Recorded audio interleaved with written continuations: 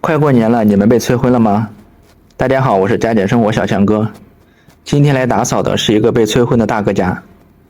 都说中国式催婚，和谁结婚不重要，婚后快不快乐不重要，把婚结了才重要。你们有没有过同样的感受呢？不过话说回来，大哥一个人的生活真是快乐、潇洒、自由啊！这满屋子的外卖、零食、饮料，还有各种各样的生活垃圾，无一不是大哥相亲路上的绊脚石啊！